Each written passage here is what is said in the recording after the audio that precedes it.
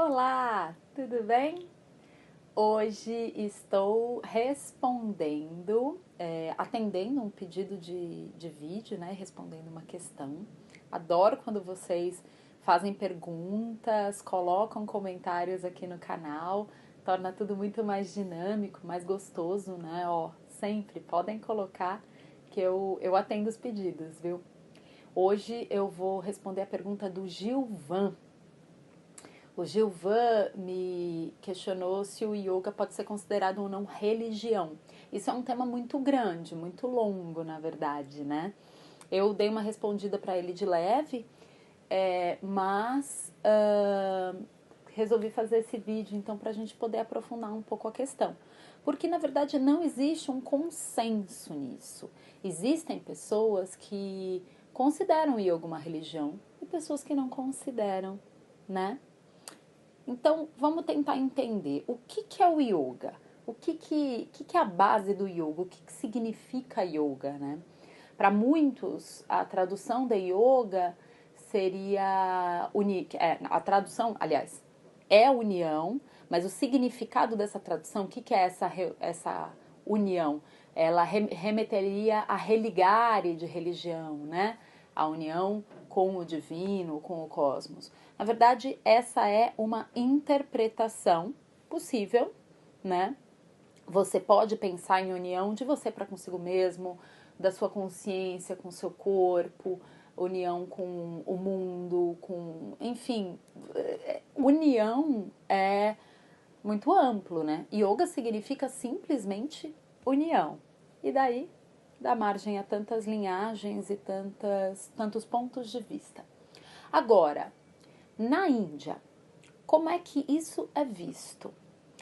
O yoga ele está inserido dentro do hinduísmo, que mais do que uma religião é uma cultura gigantesca que abarca religiões dentro de si, inclusive, né, estirpes religiosas, tendências. Podemos fazer um paralelo com o cristianismo, né? Você vai falar que o cristianismo é uma religião? Não, existem muitas religiões cristãs, né? Muitas derivações. O hinduísmo também. Ele dentro do hinduísmo, você tem uma estrutura muito grande. Aliás, não existe se tornar hindu, tá? Ou a pessoa nasce hindu na Índia, ele também tem a ver com uma questão étnica, de povo, né? Não existe conversão para o hinduísmo. Você pode até adotar preceitos, mas lá na Índia você não vai ser considerado hindu. Quem é hindu é quem nasceu hindu, geralmente dentro da lógica do sistema de castas, né? Então, dependendo da casta que você estiver, você vai seguir preceitos e, enfim, ter práticas diferentes de acordo com a tradição deles, tá? E dentro de todo esse universo cultural do hinduísmo, existem os chamados darshanas. Darshana em sânscrito ou em hindi, né, que é uma língua neo-sânscrita, significa ponto de vista ou visão. São os prismas pelos quais nós podemos enxergar o hinduísmo, né? São pontos de vista diferentes. E o yoga é um darshana do hinduísmo. E é considerado o darshana prático, de prática. Enquanto existem darshanas que são mais da teoria, teórico-especulativos, mais filosóficos, né, de fundamentação, e daí você tem como darshanas teórico-especulativos o Samkhya, para uma vertente mais naturalista, e o Vedanta. Eu já falei sobre isso há um tempo atrás, quando eu falei sobre um pouquinho de hinduísmo e sobre bases do yoga. Eu vou procurar o vídeo aqui, eu posso colocar aqui o cartão para vocês, tá bom? Mas enfim, são formas, né? São darshanas dentro do hinduísmo, dentro dessa estrutura. Então, você pode seguir o Samkhya, que é extremamente técnico, naturalista, ele vê o mundo, atribui a todos os acontecimentos do mundo causas naturais, né? Ele vai para a natureza. Ou você pode ver de um ponto de vista Vedanta, espiritualista, mais místico, onde você atribui a uma divindade ou a algo que não é natural, não vem especialmente da natureza, a origem de qualquer coisa que aconteça, né? Então, a explicação que está por trás de tudo que acontece no mundo, ela não é da natureza. Que é, na verdade, para mim, isso caracteriza o que seria o pensamento religioso, o pensamento da crença, né? Do você não perceber empiricamente, né? Quando a gente pensa em religião versus ciência, tá? Você não perceber empiricamente, mas você acreditar que aquilo, que algo que aconteceu, ou você ser do jeito que você é, se deve a uma outra causa que está para além de nós, né? E que não pode ser explicada. Ela deve ser fruto de crença mesmo. Então, o Vedanta, ele ganhou muita força no hinduísmo a partir da época da Idade Média, século X, XI, tá? Século IX já tinha, foi ganhando força. E assim, claro que isso tem a ver com muitas questões sociais na Índia, até da lógica política do sistema de castas, da pobreza. A sociedade ela vai reagindo a isso e a cultura também. Ela vai tendo nuances, né, em todos os lugares. E ele cresceu e o yoga nessa época, século X, ele começou a se tornar mais religioso ou mais vedantizado. Então, a prática do yoga, pensa que o yoga é a prática. Ele é só a prática em si. É o fazer no mundo, né?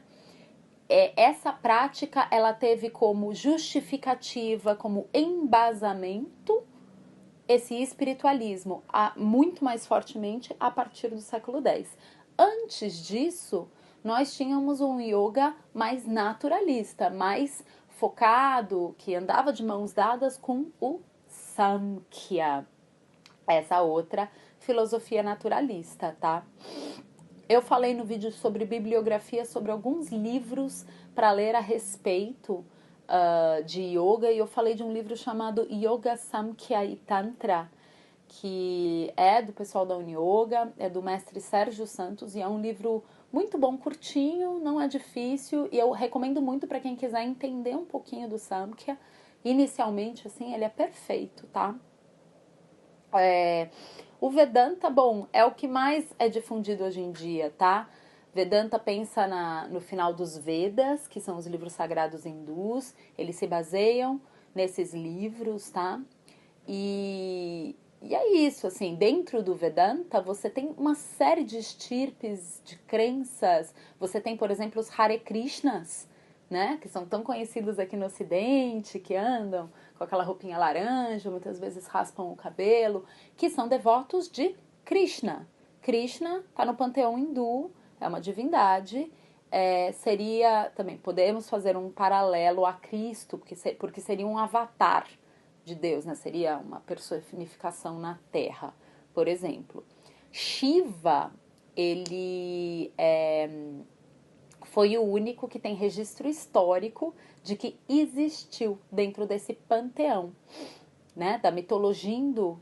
Eles não enxergam como mitologia, eles enxergam como divindade. Quem tem um trabalho mais com o Samkhya vai ver de forma simbólica essas personagens, tá? Shiva, Krishna, Brahma, entre muitos outros, Ganesha, tá? Mas o Shiva, ele, dentro de todo esse caldeirão, ele é o único que realmente se encontrou selos, esculturas, se tem fundamentação e base para acreditar que realmente ele existiu.